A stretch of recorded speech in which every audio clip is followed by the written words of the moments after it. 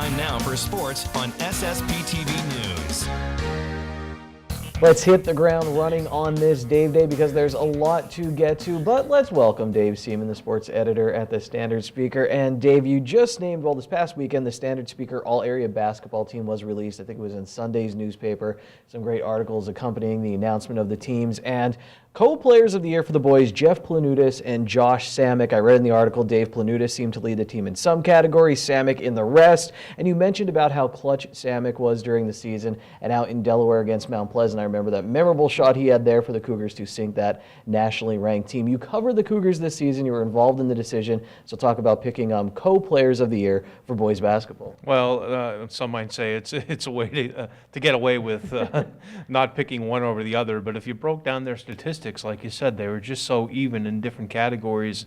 They both took their turns leading the team in scoring in different games this season. Josh was a leading rebounder for the team. Jeff was a top steal in tops and steals. Both had their moments in the clutch. I think about in the Crestwood game, you bring that game up. The second game at Hazleton, Jeff made a big steal and dunk that got the crowd energized and got the game in a tie after the Cougars were losing in the fourth quarter. Then late in that game, Crestwood's trying to throw up the possible game-winning three-pointer, and Josh was there to block the shot. So, as with the Cougars, it was a total team effort all season. And Dave, your women's player of the year, girls player of the year, Avery Jordan from North Schuylkill. I did a feature story on her this past winter sports season. Dave, talk about a tough physical player. I watched her all game long, was very impressed. She averaged over 22 points per game. And for as physical and aggressive as she was during the game, she was one of my favorite interviews so far this year, Dave.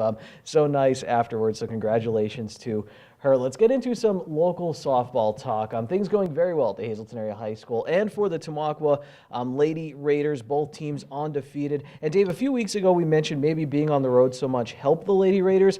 I asked one of their players about that. She said it stunk being on the road. They felt very rushed around. Well, they're 11-0 and they are rushing around the bases. They are aggressive and smart base runners. They remind me of the Lady Cougars, Dave, on defense. They make few, if any, mistakes during the games.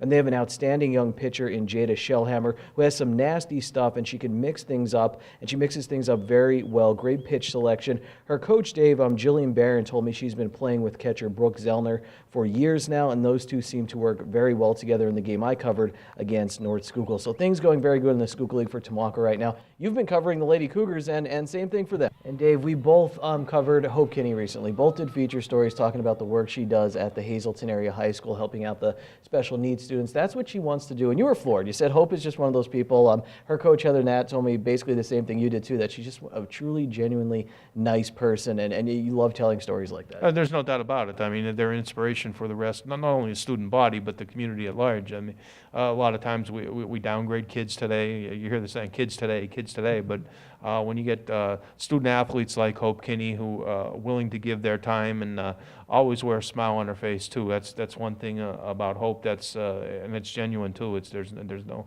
phoniness about it, and she's going to do well for herself. And like I've told people too, it's not about what she does on the softball field, which is fantastic, or in the classroom, again, fantastic. But being around people and just picking up if it's one person you're picking up in a day, picking up their spirits, I think it's a rewarding day for Hope, not only for Hope, but for the whole community at large. You can check out Dave's article at standardspeaker.com, and we'll have our Hope Kinney story actually on the season finale of Out of Left Field coming soon here on SSPTV. Dave, let's close up. It's the blue-white game this weekend. Let me tell you what I'm looking forward to, and then you jump into what you're looking forward to this weekend.